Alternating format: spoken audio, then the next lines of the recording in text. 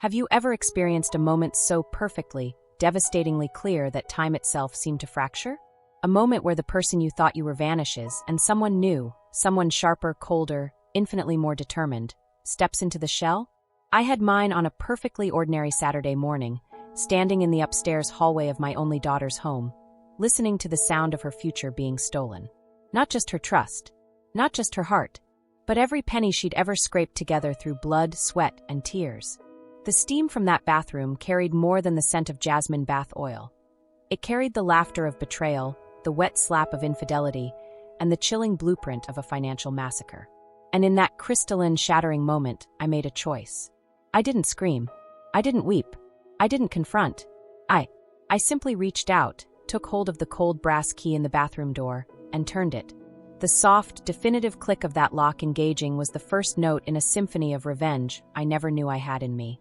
So, tell me, where are you watching from right now? Are you in a cozy apartment in Toronto? On a lunch break in London? Sitting in your car in Texas? Drop your city in the comments below. Let me feel the breadth of this community. Get comfortable. Grab a blanket, a cup of tea, or something stronger. And trust me when I say, hit that subscribe button and ring the notification bell. Because this isn't a 5-minute story. This is an epic. The day dawned with the kind of fragile optimism that only a mother clinging to hope can manufacture. My daughter, Chloe Ann Walker, was turning 36. To the world, she was a success story. To me, she was my brilliant, stubborn, heart-scarred child who had finally found her footing after years of stumbling. 3 years prior, her divorce from Kevin had shattered her. It wasn't the dramatic, explosive kind, it was the slow, leaching kind. A marriage dying of indifference. She'd emerged thinner, quieter, with a skepticism in her eyes that broke my heart anew every time I saw it. She'd spent those years in a series of just-for-now jobs, underemployed, her Columbia MBA gathering dust, her confidence a fragile eggshell. Then 8 months ago, the miracle. Pinnacle Financial, one of the most prestigious investment firms in the state, had headhunted her. A vice president of strategic portfolio development. The title was a mouthful, the salary was life-altering. She moved from a cramped one-bedroom apartment to a stunning, light-filled townhouse in the historic Oakview district. She bought art. She wore blazers that cost more than my first car. She smiled with her teeth again. We'd fought, of course. That's our language. She thought I was clinging, criticizing her new life. I thought she was changing too fast, trusting the wrong people. The central point of contention, Veronica Hayes. Veronica. God, even saying the name leaves a bitter taste. Chloe met her on her first day at Pinnacle. Veronica, a senior associate, had taken her under her wing. She was everything Chloe admired. Polished, razor-sharp, effortlessly connected. She had the kind of blonde highlights that looked sun-kissed, not salon-bought, and a laugh that was just a little too loud, a little too performative.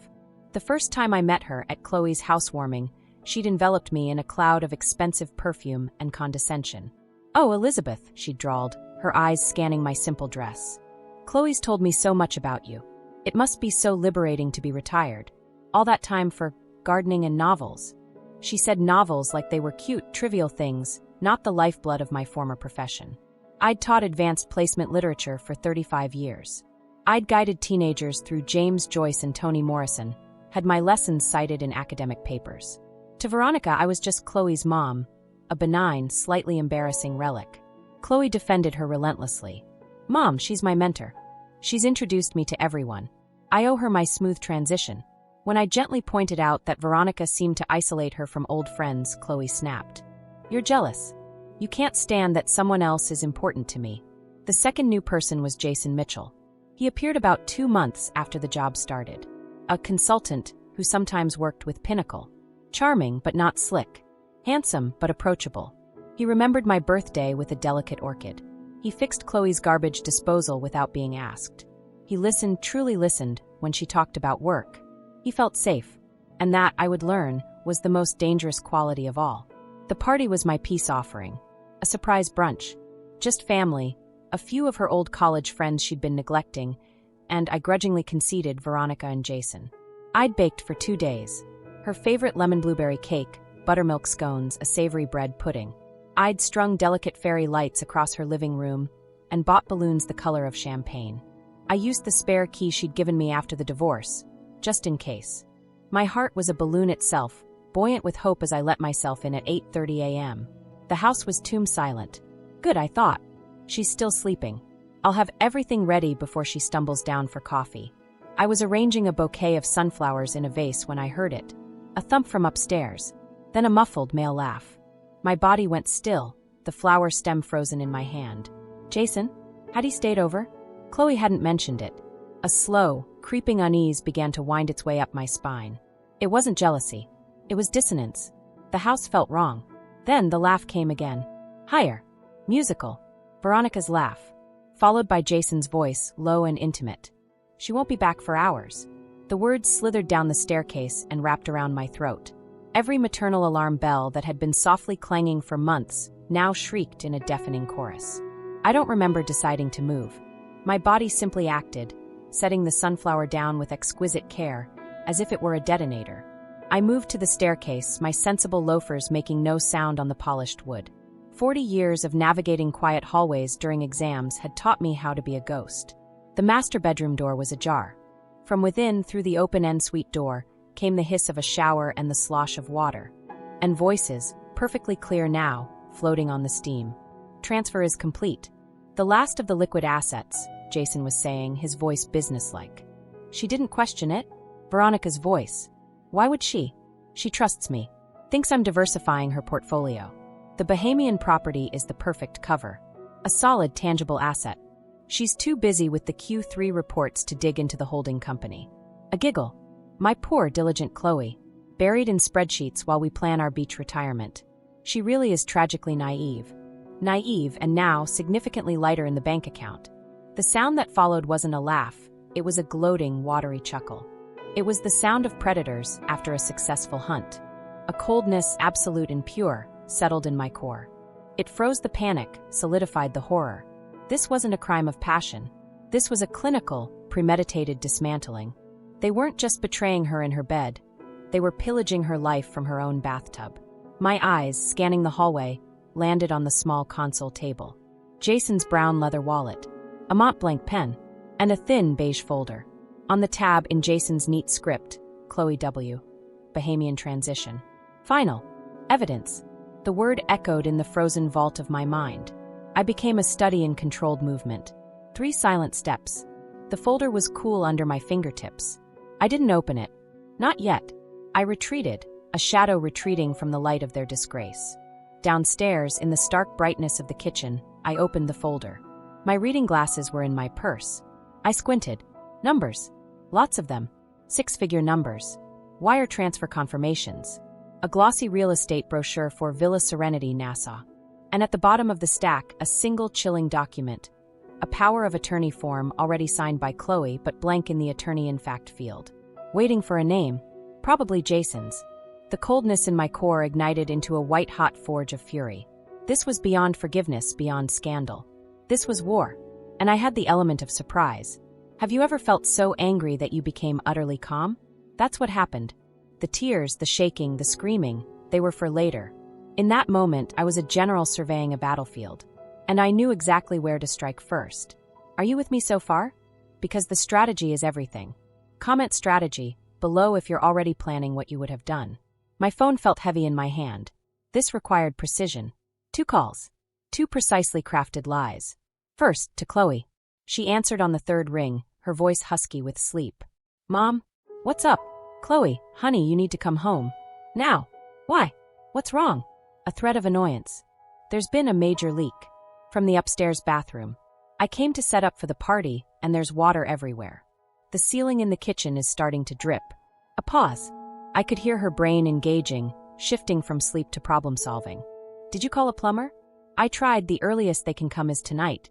But Chloe, it's bad. And there are things floating. Your things. You need to see this. You need to authorize whatever they have to do. I layered my voice with a fragile, overwhelmed tremor. The mother in distress card. It usually worked.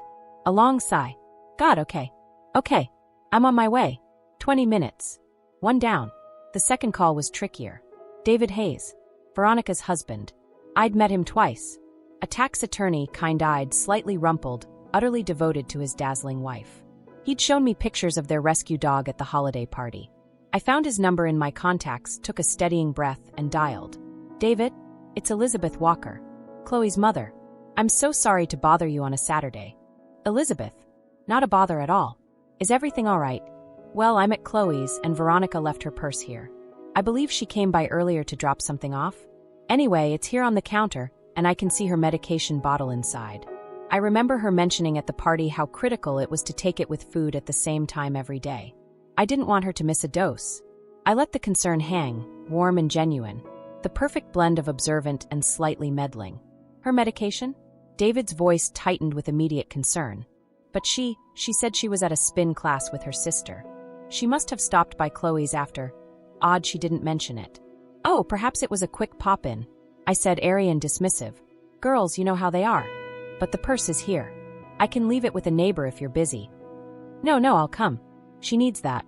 Thank you for noticing, Elizabeth. That's very kind. I'm about 25 minutes away. I'll be here.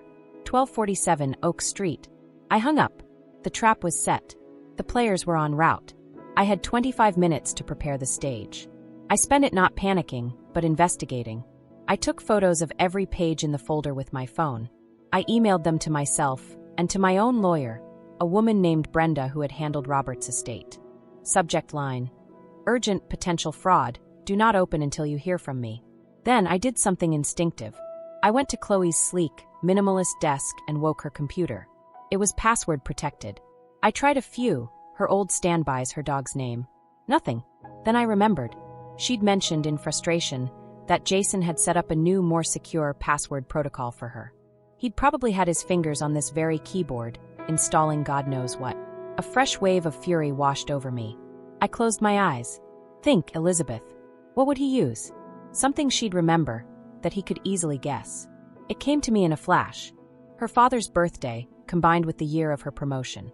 I typed it in, Robert 0523 Pinnacle 22. The desktop bloomed to life. My access felt like a violation, but a necessary one. I went straight to her browser history. Cleared. Of course. But then I checked saved passwords. A long list appeared. Her bank. Her investment firm. Her retirement account. All saved. All accessible with one click from this machine. Jason hadn't just stolen her money. He'd stolen her digital keys. I heard a car door shut outside. Chloe. Early. I closed everything, shut down the computer, and walked calmly to the front door. As Chloe's key turned in the lock from the outside, I turned the deadbolt from the inside, and then stepped out onto the porch, pulling the door shut behind me with a soft, definitive click. I held the folder against my chest like a shield. She stood there, car keys in hand, frowning. She was in yoga pants and a Pinnacle hoodie, her dark hair in a messy bun. She looked young, and my heart ached. Mom, what are you doing outside?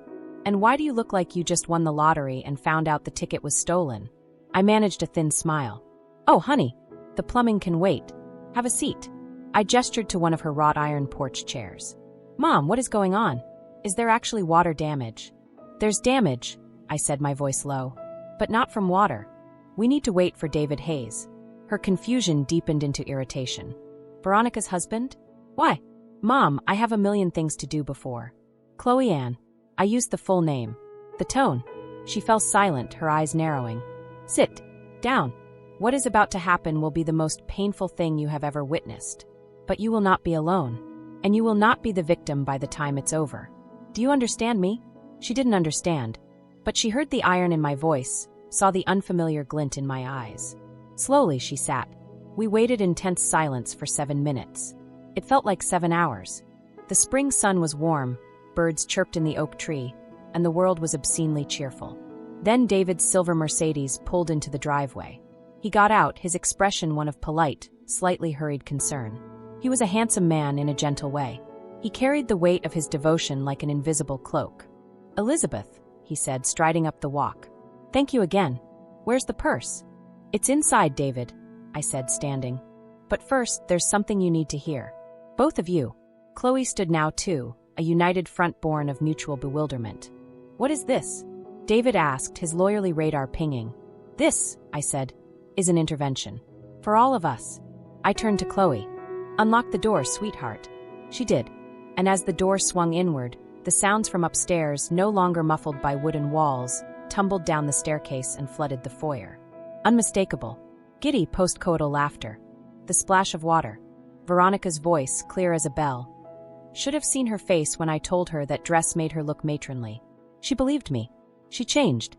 Chloe made a small, choked sound, like a wounded animal. Her hand flew to her mouth. All the color drained from her face, leaving her looking ghostly and young. David's face didn't change at first. It simply emptied. All the warmth, the intelligence, the gentle humor. It leaked out, leaving behind a blank, terrifying mask. Then understanding dawned, and with it, a devastation so profound it was physical. He swayed slightly, putting a hand on the doorframe. "That's," he whispered, the words scraping from his throat. "That's my wife. And my boyfriend," Chloe breathed, the sound barely audible. I stepped between them and the staircase, holding up the manila folder like a torch. "And this," I said, my voice cutting through the stunned silence, "is the reason they're not just in her tub, but in her bank accounts, her retirement fund, and a beach house in the Bahamas. This isn't a love affair, children. This is a hostile takeover. That walk up the stairs. I will remember it until my dying day." The sound of our footsteps on the treads, Chloe's furious stomp, David's leaden drag, my own deliberate, measured pace, was the drumbeat marching us to the gallows. But we weren't the ones who would hang. Stay with me. The confrontation is next, and it's brutal. If you've ever been betrayed, type justice in the comments. Let me know I'm not alone in this. We stood outside the bathroom door. The laughter inside had stuttered to a halt. They'd heard us. "Mrs. Walker?" Jason's voice called out, tense, forced into a casual tone. "Chloe? Is someone there?" Chloe didn't answer. She reached for the doorknob. It was locked from the inside. A fleeting, absurd thought. They have the nerve to lock it. I held up the key I'd taken earlier. It glinted in the hallway light. I handed it to her. She took it, her fingers steady. She inserted it, turned it with a loud, metallic clunk, and pushed the door open. The scene was a grotesque parody of intimacy. The room was a sauna, steam clinging to the mirrors. The oversized soaking tub was a froth of bubbles and sin. Jason was half standing, frozen in the act of reaching for a towel, water sluicing down his torso. He looked ordinary, shockingly so. Just a man caught, his charm rendered pathetic. Veronica was trying to sink deeper into the bubbles, her face a comical mask of shock and instantly calculated damage control. Her blonde hair was dark and wet, plastered to her skull. For the first time, she looked vulnerable. Small. The silence was absolute, broken only by the drip of the faucet. Chloe spoke first. Her voice was quiet, deadly calm. It was the voice I used when a student had committed an unforgivable plagiarism. "Don't let us interrupt. We just came to check on the plumbing emergency." She gestured vaguely at the water on the floor. "Looks like there's some overflow." Veronica's mask snapped back into place with an almost audible click. She manufactured a look of scandalized innocence. "Chloe! Oh my God! This is not what it looks like. Jason was having back spasms. From moving furniture yesterday. I was just trying to help him stretch in the warm water. It's a physical therapy technique." The audacity was breathtaking. Even David, in his catatonic state, blinked. I let out a short, humorless laugh. It echoed in the tiled room. "Veronica, save your creative writing for someone who hasn't been listening to your quarterly financial report for the past 20 minutes. The one about liquidating assets and Bahamian villas." I held up the folder. "Care to explain Mitchell Holdings LLC? Or the $187,000 transfer from Chloe's Fidelity account that went through yesterday?" Jason found his voice, dripping with wounded dignity. "Elizabeth, you're misunderstanding. Those are private investment opportunities. I would never jeopardize Chloe's financial future. I love her." The word love in that context, in that room, was the most obscene thing I'd ever heard. "You love her so much you're stealing her blind with her best friend?" David said, his voice a hollow rasp. He was staring at Veronica as if she were a stranger who had murdered his real wife and worn her skin. "Veronica, our joint account. The kitchen renovation fund. How much of it is already in the Bahamas?" The facade on Veronica's face finally fissured. Panic flashed in her eyes, real and unvarnished. "David, please, you don't understand the pressure we're under at Pinnacle. The restructuring, layoffs are coming. We were just trying to create a safety net." "We?" Chloe exploded. The calm shattered. "We? You were helping yourself to my safety net. You were my friend. I told you everything. About Kevin, about my dad, about my fears." Her voice cracked, but her anger held her upright. She turned to Jason. "And you? The flowers? The dinners? Listening to me talk about work for hours. Was that all just research? Were you taking notes on how best to pick my bones clean? Chloe, baby, no. Jason started, taking a step forward, water sloshing over the tub's edge. Don't you dare call me that, she screamed, the sound raw and ragged. Don't you dare. Was any of it real? The retirement planning? The future we talked about? I saw my opening. The emotional storm was the perfect cover for a tactical strike. I think, I said, cutting through the chaos, we should continue this discussion somewhere less steamy. And with more evidence. I looked pointedly at their state of undress. Put some clothes on. We'll be in the kitchen. I herded Chloe and David out, pulling the bathroom door shut behind me. Not locking it this time. Let them marinate in their fear. Downstairs, Chloe went straight to her home office. I heard the computer powering on. David sank into a kitchen chair, his head in his hands. I put the kettle on. The mundane act was a lifeline to normalcy. Why? David mumbled into his palms. We were trying for a baby. We were looking at schools. My heart broke for him. He was collateral damage in a war he didn't know was being waged. Chloe called out from the office, her voice trembling with a new kind of horror. Mom, get in here. On her screen was her banking portal. Account summaries. Her main savings account, which should have held over $300,000, showed a balance of $4,217. Her investment account, zeroed out. A series of transfers, all within the last 6 weeks, all to an entity called MHLLC Escrow. He said it was for a short-term, high-yield municipal bond fund. That it was safer than the market volatility. Chloe was whispering, as if speaking too loudly would make the numbers real. Can you trace it? I asked. She clicked, her fingers flying over the keyboard with a frantic energy. The routing number, it goes to a bank in the Cayman Islands. David, who had wandered in, peered at the screen. His lawyer brain was starting to override his broken heart. That's not just theft. That's wire fraud. International wire fraud. That's federal. The sound of cautious footsteps on the stairs. Jason and Veronica, dressed now in the clothes they'd worn yesterday, looking damp and utterly defeated. Veronica's bravado was gone. She looked small, scared. Jason attempted to regain some authority, straightening his shirt. Chloe, he began. We can explain everything. The money is safe. It's just been moved into a different vehicle for your beach house? Chloe finished, turning the monitor toward him. Explain this.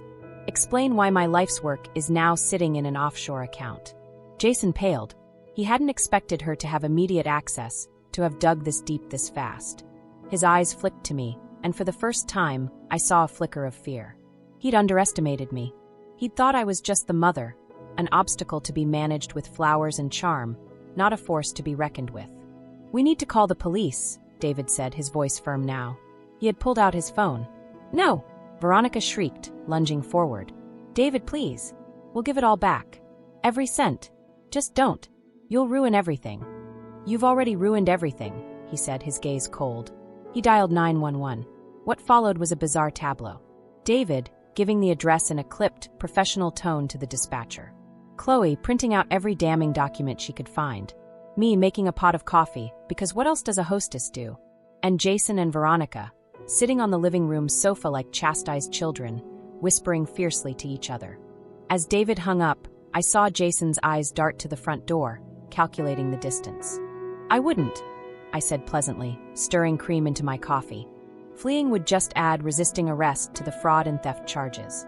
And you're both much too well dressed for a foot chase. The wait for the police was interminable. 10 minutes. In that silence, the full weight of it settled on Chloe. She wasn't crying. She was just still, staring at the printed pages in her hands as if they were written in a foreign language. How did you know, Mom? She asked, not looking up. How did you know to look? I walked over and put a hand on her shoulder. I didn't know this, I said softly. I just knew her. I nodded toward Veronica. I knew that laugh of hers was a lie.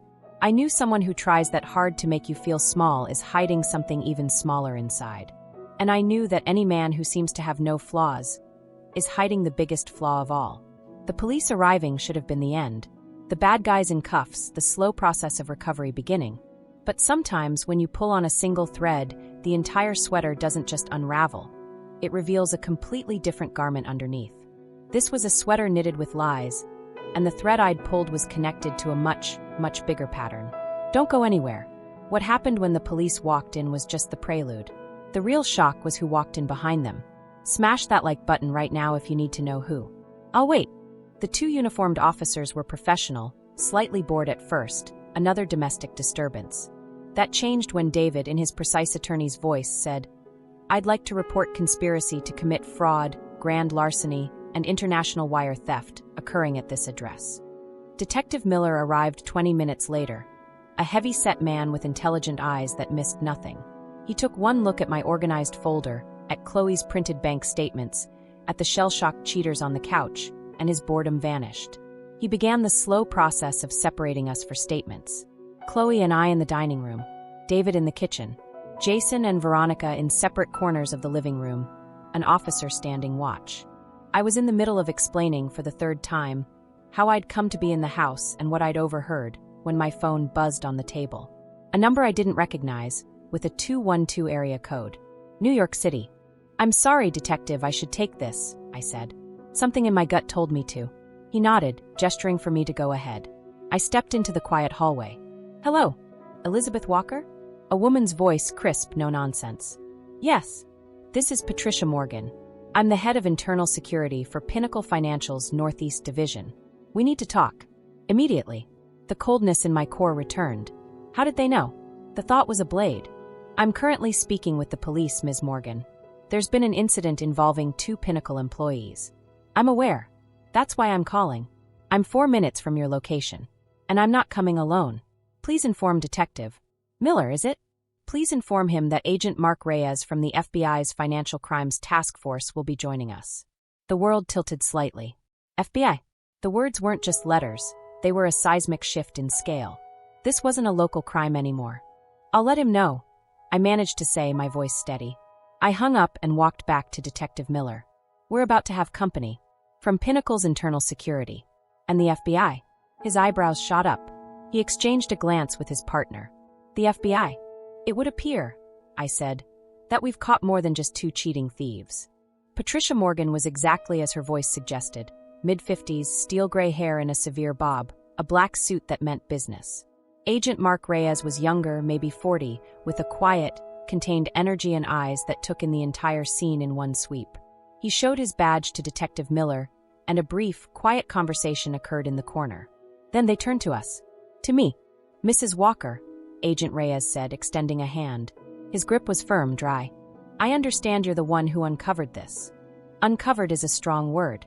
I stumbled into it, and then I locked the door. A ghost of a smile touched his lips. "Strategic. May we?" He gestured to the dining table. We reconvened, Chloe, David, myself, Detective Miller, Patricia, and Agent Reyes. Jason and Veronica were now formally detained in separate police cruisers outside, their fate suddenly escalating. Patricia opened a sleek leather briefcase and removed not a file but a tablet. She turned it to face us. On the screen was an organizational chart with photos. At the center, a blank silhouette. Branching out, several photos, including headshots of Jason and Veronica.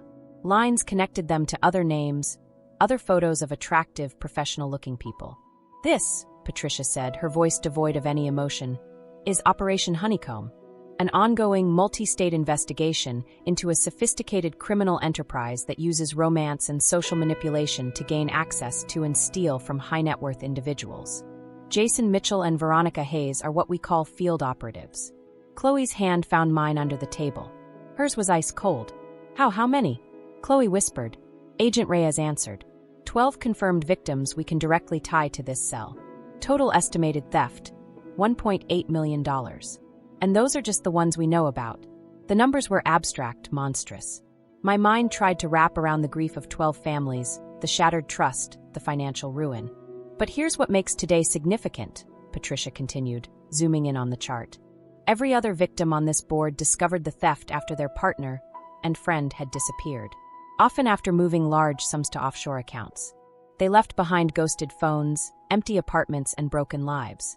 You," she said, looking at Chloe and then at me, "caught them in the middle of the operation. You have living, breathing perpetrators who can lead us up the chain of command." "The chain of command?" David asked, his legal mind latching onto the phrase. "This is organized?" "Highly," Agent Reyes said. "This isn't a couple of greedy co-workers. This is a franchise model. The field operatives like Jason and Veronica are recruited, trained, and provided with targets and operational support. They report to a handler. The handler provides the target's financial profiles, orchestrates the meet cuties, and manages the money laundering. A sickening puzzle was clicking together in my mind. The perfect job offer. The instant best friend. The flawless boyfriend. It was all curated. Service for a fee. Who's the handler? My voice cut through the heavy air. Patricia and Agent Reyes exchanged a look. It was Reyes who spoke. That's what we've been trying to determine for 6 months. We have surveillance. We know the field ops meet with him. Or her. But they're careful. Meetings in crowded places, backs to cameras, cash payments. He nodded to Patricia. She tapped her tablet, and a video began to play. Grainy from a high angle. A hotel restaurant. Jason and Veronica, sitting at a table. Across from them, a man. We saw only the back of a well-groomed, silver-haired head, expensive suit jacket. He gestured with his left hand as he spoke, a distinctive chopping motion. Then, as the waiter passed, he half-turned to make room. The profile was brief, partially obscured, but something about the angle of his jaw, the set of his shoulders. A memory buried under 3 years of grief, erupted to the surface with such force I gasped aloud. Every head in the room swiveled to me. "Elizabeth?" Chloe asked, alarmed. I couldn't speak. I pointed a trembling finger at the frozen image on the tablet. "Play it again." The moment he turns. "Slow it down." Patricia did. Frame by frame, the man's partial profile appeared. The breath left my body in a rush. The air in the room became too thin. I saw a different room. A room smelling of lilies and grief. A mahogany casket. My husband's still face. A hand on my elbow, a voice smooth as oil. "Mrs. Walker, a tragedy. Robert was so respected. If your daughter ever needs guidance in his memory." A business card pressed into my palm. A distinct, rhythmic tap of his fingers on the pew beside me. Tap, tap, tap, tap. Just like the gesture in the video. "I know him," I whispered. The words felt like shards of glass in my throat. "Who?" Agent Reyes was instantly alert, leaning forward. I turned to Chloe, my eyes wide with the horror of it. "It's Richard Carlson." The name landed in the silent room like a bomb. Chloe's face went from pale to ashen. "What? No. Mom, no. That's impossible. That's my boss. The senior managing director. He promoted me. He's my mentor." Her voice was a plea, begging me to be wrong. "Richard Carlson," Patricia Morgan said flatly, her own face grim. "He has access to every client portfolio at Pinnacle. He oversees the department where both Chloe and Veronica work. He would have full visibility on salary, bonuses, investment accounts of employees, and clients." Agent Reyes was already typing on his phone. "It fits. The handler needs insider financial knowledge. Needs to identify the perfect targets, people with money, and a potential emotional vulnerability." He looked at Chloe with something akin to pity. A recent divorcee, newly promoted, with a substantial signing bonus and a grieving mother. You were the ideal candidate. Chloe made a small, broken sound. She wasn't just a victim of crime. She was a product, selected from a catalog. Her entire professional rebirth, her pride, her sense of self, it had all been manufactured as part of a con. David spoke, his voice thick. "He was at your firm's holiday party. He shook my hand, talked about the market with me. He asked about Veronica's stress levels. He put his head in his hands again. He was checking on his asset. The scale of the betrayal was cosmic. It wasn't random. It was a 3-year plan, starting with a predatory gesture of condolence at my husband's funeral." Patricia's phone buzzed. She read the message, and her lips pressed into a thin, white line. "He's on the move. Corporate jet just filed an expedited flight plan from Teterboro to Grand Cayman. Departure in 90 minutes. The spider felt the vibrations in his web and was fleeing. A frantic energy took over the room. Agent Reyes started barking orders into his phone about grounding the jet, alerting customs. Detective Miller coordinated with local PD to formally arrest Jason and Veronica on federal hold. In the midst of the storm, I felt that cold, crystalline clarity return. They had the foot soldiers. They had the evidence. But the architect, the man who had looked into my eyes at my lowest moment and seen only a gateway to my daughter's treasury, he was about to slip away to a beachfront villa paid for with the ruins of lives. He thought he was smarter. He thought he was untouchable. He thought people like me were background noise. He was wrong. I waited for a lull. Then I spoke, my voice cutting through the chatter. "Agent Reyes." He turned, phone still to his ear. "You'll never stop him in time at the airport. Not with the lawyers and loopholes a man like that has on retainer. We have to try," he he said, but frustration was etched on his face. There's another way. All eyes were on me. Chloe's were wide with fear. He doesn't know he's been made. Not yet. Jason and Veronica were caught in a private scandal. As far as he knows, it's a messy, personal affair that got out of hand. The financial theft might not even be on his radar, yet if they didn't have time to warn him. Patricia caught on first. You think he's running because his operatives are compromised, not because the whole scheme is blown. Exactly. So, what if we controlled the narrative? What if we gave him a reason to pause? To think he still has a chance to contain this? Ow! Agent Reyes asked, his full attention on me now. I took a deep breath. He's met me. He assessed me once, 3 years ago, as a vulnerable widow. He'll remember me as Chloe's sweet, old, confused mother. I let a hint of a smile touch my lips. What if that sweet, old, confused mother reached out to him? In a panic. Overwhelmed by the police, the accusations, the complex financial talk. Seeking the guidance of her daughter's wise, powerful mentor to help her make sense of it all. To maybe influence her daughter to be less cooperative with the police. The silence was profound. They were all staring at me as if I'd grown a second head. Elizabeth, that is monumentally dangerous, Detective Miller said. He's a suspected criminal mastermind. He's a man who thinks women my age are decorations, I countered. He'll see an opportunity, not a threat. He'll think he can manipulate me, use me to control Chloe, to buy time, to secure his assets. He'll agree to meet. It's a solid tactical approach, Agent Reyes said slowly, his mind racing alongside mine. But the risk to you is mine to take, I said firmly. I looked at Chloe. Her face was a mask of terror. He targeted my family. He used my husband's memory as a tool. He turned my daughter's triumph into a tragedy. This isn't just your case, Agent Reyes. It's my vendetta, and I want a front row seat. After a heated, whispered debate that felt like an hour, but was only minutes, Agent Reyes agreed. The plan was insane, but it had the one element all the best plans do. It relied on the enemy's arrogance. They would wire me. They would surround the meeting place. They would record everything. And I would play the role of a lifetime. Elizabeth Walker, the helpless grandmother. As the tech agent fitted me with a microphone so small it was invisible, and a transmitter that felt like a rock in the small of my back, Chloe pulled me aside. Her eyes were swimming with tears. Mom, you can't. Please. What if he's violent? I cupped her face. He's not violent, sweetheart. He's a coward. Cowards use manipulation, not force. And he won't expect a thing from me. That's our advantage. I kissed her forehead. Now let me go do what I do best. I'm going to teach him a lesson he'll never forget. So I became a spy. A 62-year-old, cardigan-wearing, tea-drinking secret agent.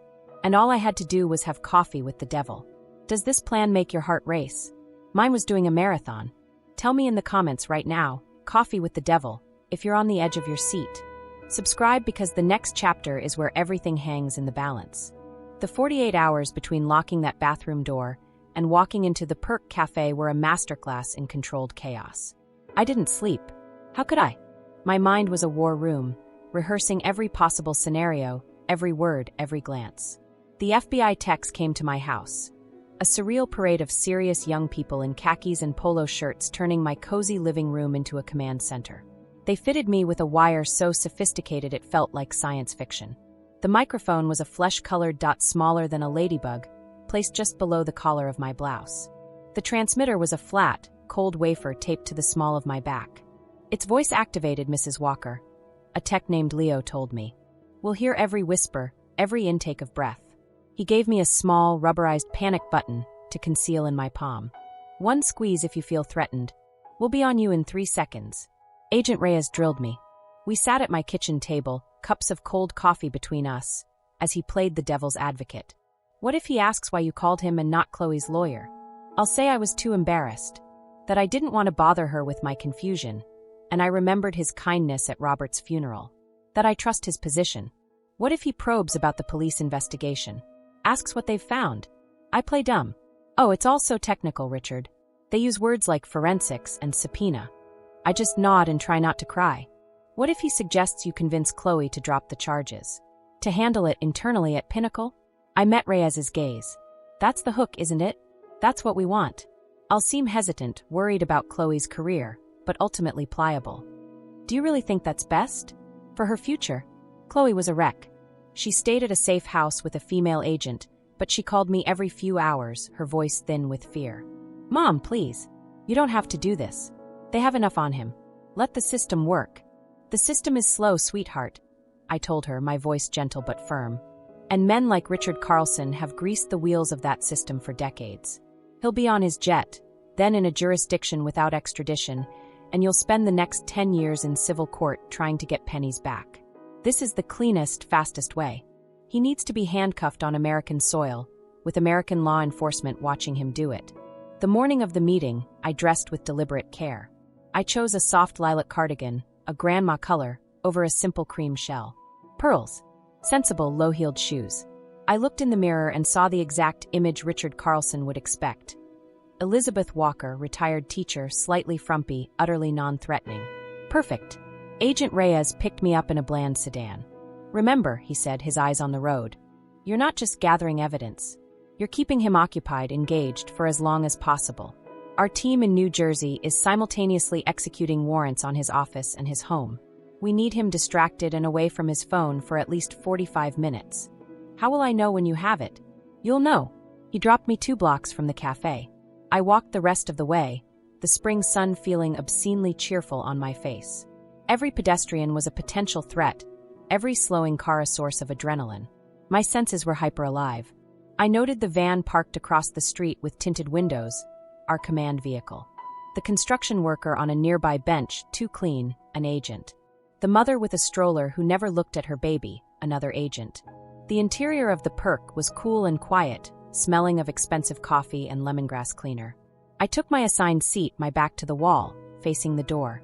The waitress, a young woman with sharp, observant eyes, brought me chamomile tea without my asking. "Nervous stomach?" she whispered with a knowing smile. I nodded, my throat too tight for words. The next 15 minutes were an eternity. I rehearsed my lines in my head. I felt the panic button, smooth and solid in my sweaty palm. Agent Reyes's voice was a periodic, calming presence in my ear. "All green, Elizabeth. Just breathe. He's 5 minutes out." And then he was there. Richard Carlson didn't just enter the cafe, he occupied it.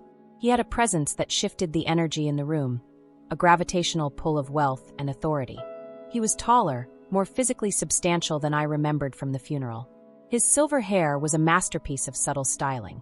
His suit was a work of art, dark gray, impeccably cut, no visible label screaming its cost, which meant it was astronomically expensive. He saw me, and his face performed a subtle, seamless transformation. The sharp-eyed executive softened into the compassionate patriarch. He moved toward my table, and I saw him take me in, the cardigan, the pearls, the teacup clutched in slightly trembling hands. I saw the assessment in his eyes, the quick, unconscious categorization. Non-threat. Emotional.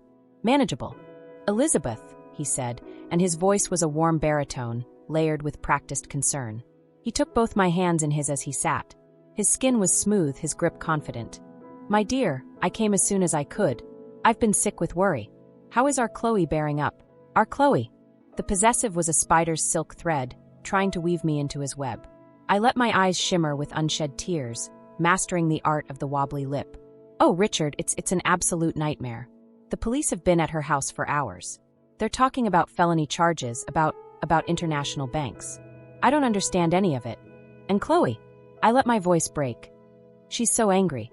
She's not listening to reason. She's talking about lawsuits, about dragging Pinnacle's name through the mud." I injected a note of scandalized horror. He patted my hands, a perfect gesture of condescending comfort. Now, let's not catastrophize." He signaled the waitress for an espresso, his movements economical, sure.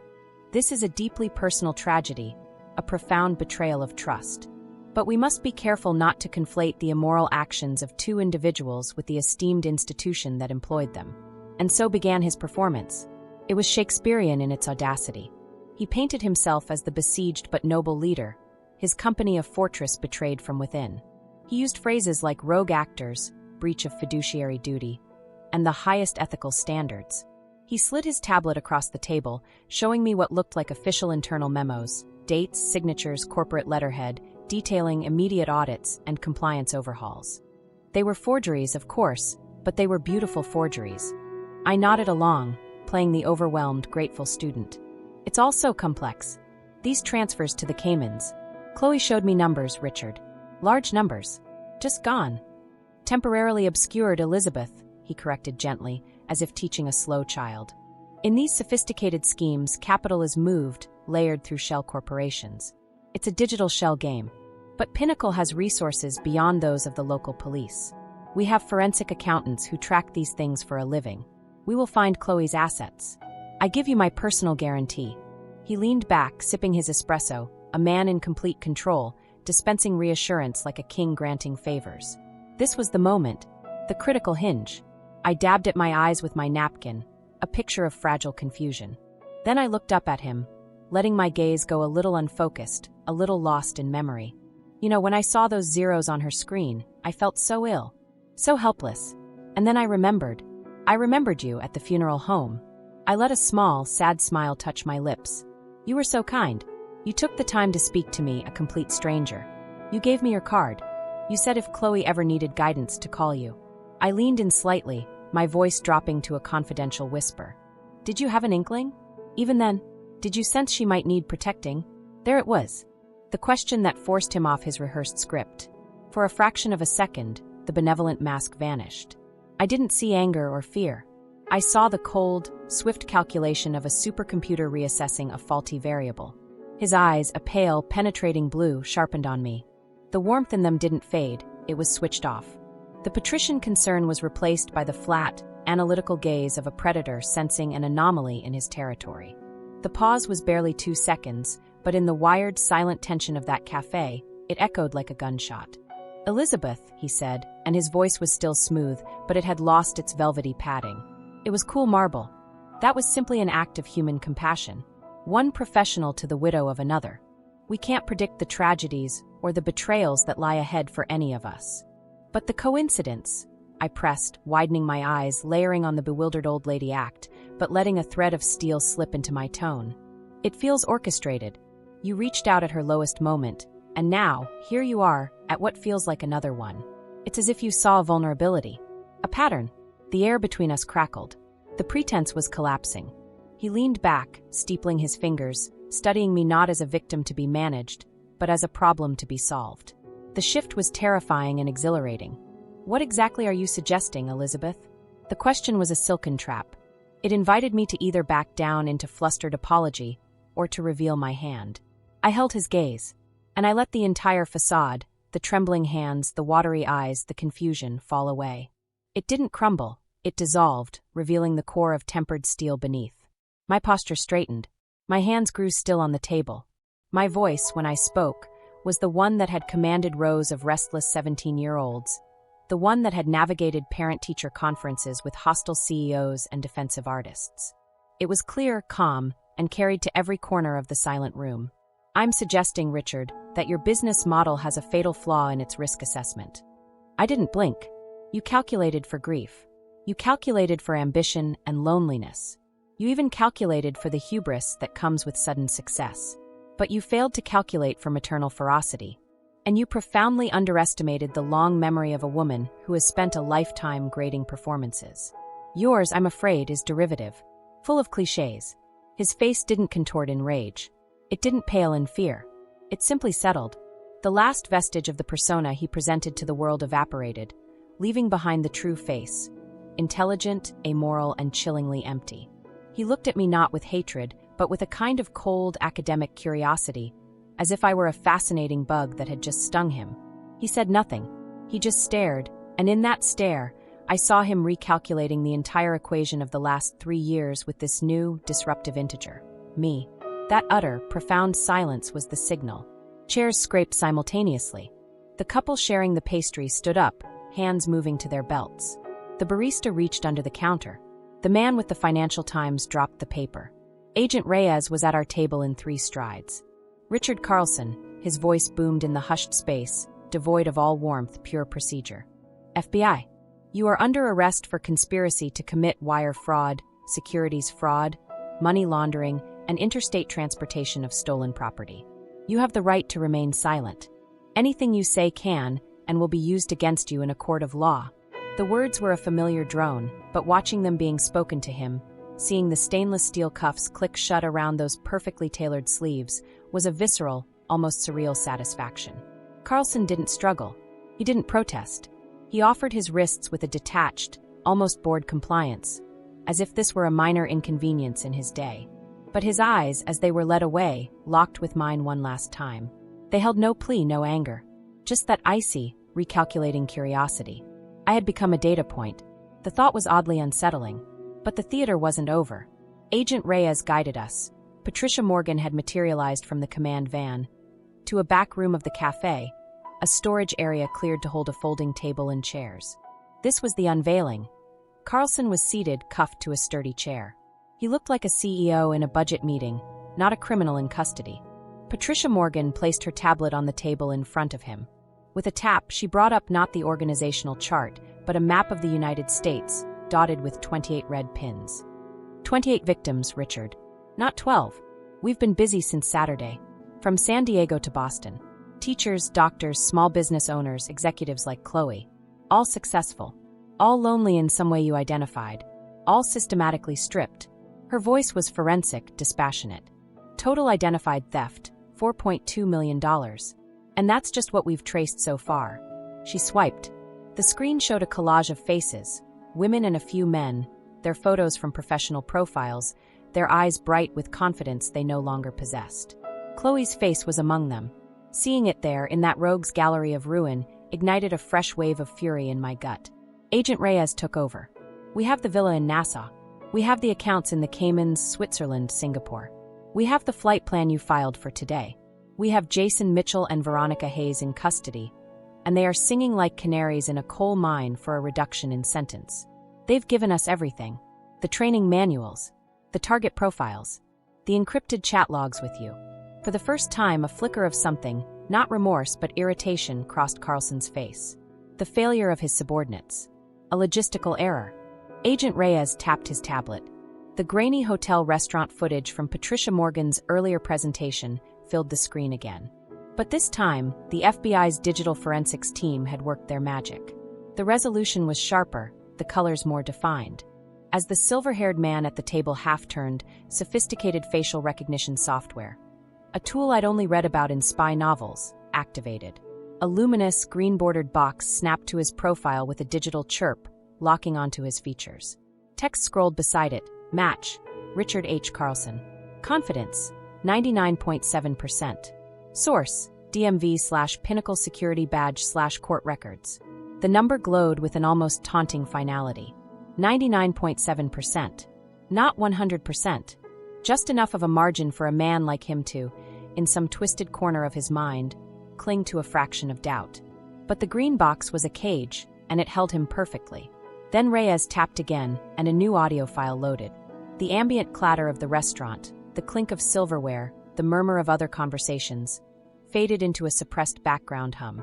The technology, Reyes would later explain, was a directional laser microphone, aimed from another table like an auditory sniper rifle. It isolated voices with chilling clarity. And there it was, Richard Carlson's voice. Not the booming, confident tone of the boardroom, nor the saccharine, consoling baritone he'd used with me. This was his workshop voice. Cool, analytical, dispassionate. The voice of a master craftsman discussing the grain of the wood. The divorce settlement is the key. It's not just money to her, it's a symbol. The trophy from a war she thinks she lost. She's emotionally attached to the narrative of that money. Her independence bought with pain. So, you don't present the investment as growth. You frame it as reclaiming her power. Phrase it exactly like that. This is how you take back what that situation cost you. This is your victory fund. She's not investing capital. She's performing an exorcism. She'll leap at it. A pause on the tape, filled with the sound of a pen tapping, tap tap tap tap, that familiar rhythmic staccato. Then, responding to a mumbled question from Jason or Veronica, his voice came back even colder. The mother is a non-factor. A sentimental retiree. She's background noise. If she becomes intrusive, Veronica, you handle it. Use the concerned friend angle. Your mother means well, but she's from a different time. She doesn't understand the opportunities you have. Isolate the target. Always isolate the target. Hearing it was a violation of a different order. The financial numbers were an abstraction of evil. But this was the blueprint of a soul theft. It was the calm, step-by-step dissection of a human heart for parts. He wasn't just stealing money. He was scripting a play where Chloe was both the audience and the victim, believing her own empowerment was the climax, when it was actually the moment the trap sprung shut. The sheer, calculated cruelty of using her hard-won peace after Kevin as the very lever to pry her open. It stole the air from the room. He watched his own performance on the tablet screen with the detached interest of a director reviewing a daily shot. No flinch of recognition. No shame. His eyes tracked the green box around his own face, as if observing a fascinating insect under glass. When the audio finished, leaving a hollow silence in the cafe's back room, he didn't look at the damning evidence. He looked at the time on the wall clock above Patricia's head. "I assume my counsel has been contacted," he stated. "Not a question. A logistical checkpoint." His voice was unchanged, flat. It was the voice of a man who had factored arrest into his risk models, who saw lawyers not as saviors, but as another class of specialists like plumbers or accountants to be deployed in a containment scenario. "They're on their way," Agent Reyes replied, his own voice a study in contrasting righteous fatigue. "But they're going to have a lot to catch up on." It was then that Carlson's head swiveled, not toward Reyes or the mountain of evidence, but toward me. His gaze was no longer that of the CEO or the kindly mentor. It was the pure, unsettling gaze of the sociopath. A curiosity devoid of empathy, focused on a broken piece of his equation. "The mother," he mused, the words not spoken to me, but about me, as if I were an anomalous data point on a graph. "You're the variable I didn't weight properly. I discounted you as environmental static. Emotional attachments," he said the phrase as a linguist might examine a dead language. "I always considered them an exploitable weakness in the targets. A predictable leverage point. A coefficient of vulnerability. I failed to see they could generate a protective force multiplier in the periphery. An error in initial conditions." Fascinating.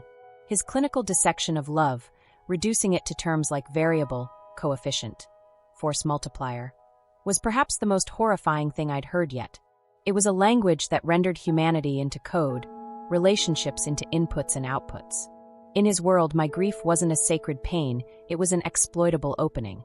Chloe's ambition wasn't a shining trait, it was a predictable leverage point. Our family's love wasn't a bond, it was a structural weakness. A cold fire, different from the earlier rage, ignited in my chest. This wasn't about anger anymore. This was about definition, about asserting a reality he could not compute.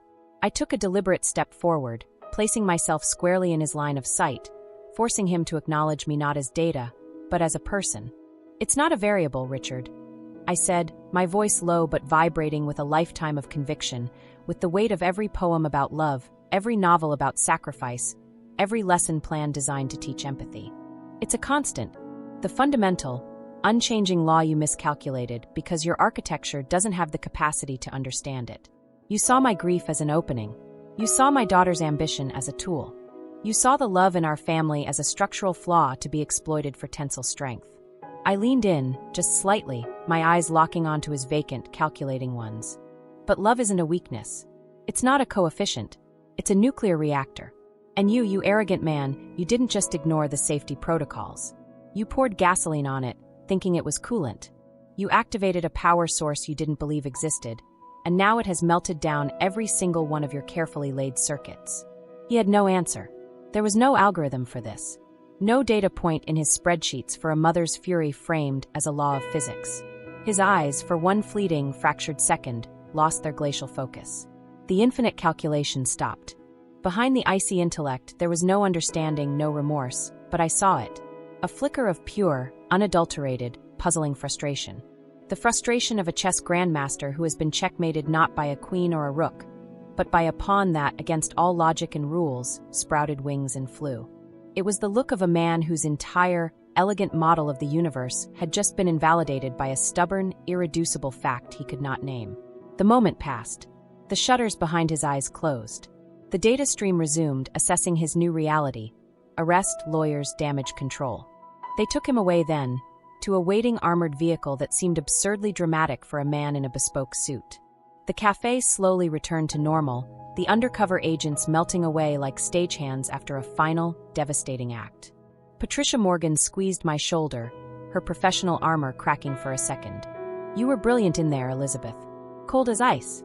I watched the taillights of the vehicle vanish around the corner, carrying that bewildered, frustrated mind away to a cell where no variables would behave as predicted. "I wasn't cold," I said, finally turning to her. The truth of it settled in my bones. I was focused. There's a difference. Ice shatters. Focused light cuts through steel. The aftermath was a whirlwind, but a controlled one. The simultaneous warrants executed on his corner office at Pinnacle and his sprawling, sterile Greenwich home yielded not just evidence, but a chilling self-portrait. Beyond the encrypted hard drives and false passports were his handwritten journals. In precise, elegant script, they detailed his philosophies of influence, complete with case studies of client A and subject B. He had written about the emotionally governed class, with the disdain of an entomologist for a common beetle. Reading excerpts, I felt not anger, but a profound, weary sadness for the empty universe he inhabited. Chloe's recovery was slow, painful, and magnificent to witness. Leaving Pinnacle was like amputating a limb. The limb was diseased, but it had been hers, and the phantom pain was acute. She entered a specialized therapy program for financial crime victims, where she learned a crucial truth. The shame she carried was not her failure, but a fingerprint of her abuser, dusted onto her soul. She learned to hand that shame back piece by piece. Her transformation was breathtaking. She didn't flee from the world of finance. She dove into its darkest trenches. She consumed textbooks on forensic accounting, treatises on behavioral psychology, and FBI white papers on fraud. But her real textbook was her own memory. She reached out to other victims, women from the map with the red pins, and together they formed a quiet, powerful guild of survivors. Her expertise became something no academy could teach. She could smell the narrative of a scam. She could spot the reclaiming your power hook in a prospectus, hear the isolate the target strategy in a sweet nothing. So, when Agent Reyes called 8 months later, it felt less like an offer and more like a destiny clicking into place. "Chloe, we have an opening for a civilian specialist advisor. Your name came up." "Actually," he'd said, and I could hear the smile in his voice, "it was the only name that came up. She now works with a dedicated team, a hunter of the Richard Carlsons of the world. She brings something irreplaceable to the table, the empathy of the hunted, married to the analytical mind of the hunter. She is in every way my daughter, having learned the hard way that some monsters are real, and then choosing to become a master of the maps that lead to their lairs." David found his own kind of justice. His divorce from Veronica was swift, clinical, and utterly final. He didn't fight over the ashes of their life. He simply walked out of the burning theater. He sold the house, donated a substantial portion to the victim restitution fund Chloe helped establish, and vanished into the vast, quiet geography of the American West. Last Christmas, a postcard arrived. No return address. Just a photograph of a lone, snow-capped peak in Colorado and 2 words written in his firm attorney's hand. "Finding quiet." I read those words, and for the first time since that Saturday morning, I didn't feel a pang of pity for him. I felt a surge of hope. He was going to be all right. As for me, the formal invitation from the FBI Academy at Quantico sits in a simple frame on my desk. I look at it often. I think about standing in a lecture hall before rows of bright, eager, serious faces. Future guardians who study the tools of monsters. I think about telling them to look beyond the algorithms, beyond the financial trails, to remember the peripheral variables, to understand that sometimes the most critical intelligence comes not from a wiretap, but from a mother's instinct, that the most powerful weapon against a man who sees people as equations is a person who understands the poetry of the human heart. Most days, though, I am just Elizabeth. I am in my garden, my hands in the dark, rich soil, coaxing life from silent seeds. A quiet rebuttal to a man who saw only dead matter to be exploited. I am at book club, arguing passionately about the moral complexities in a new novel, celebrating the very ambiguity he sought to erase. I am setting an extra place at my table for Sunday dinner, for my daughter, the federal agent, who now looks at me not only with a child's love, but with a colleague's hard-won respect, a silent toast to the team we became. The locked door led to an open road, a road we built ourselves from the rubble of his designs. And the view from here, it's not just full of light, it's ours. So, that is the full story. Not just a tale of betrayal, but a map of a rebirth. From the suffocating steam of a bathroom to the clear, sharp light of a justice we carved ourselves. It taught me that our deepest vulnerabilities, when guarded by love and tempered in the fire of truth, don't remain weak points. They become the forge where our strongest selves are shaped. Now, I turn it over to you, my dear listeners. Where are you joining me from today? Is it the rainy streets of Seattle? The sunny coast of Barcelona? The bustling heart of Mumbai? Type your city in the comments.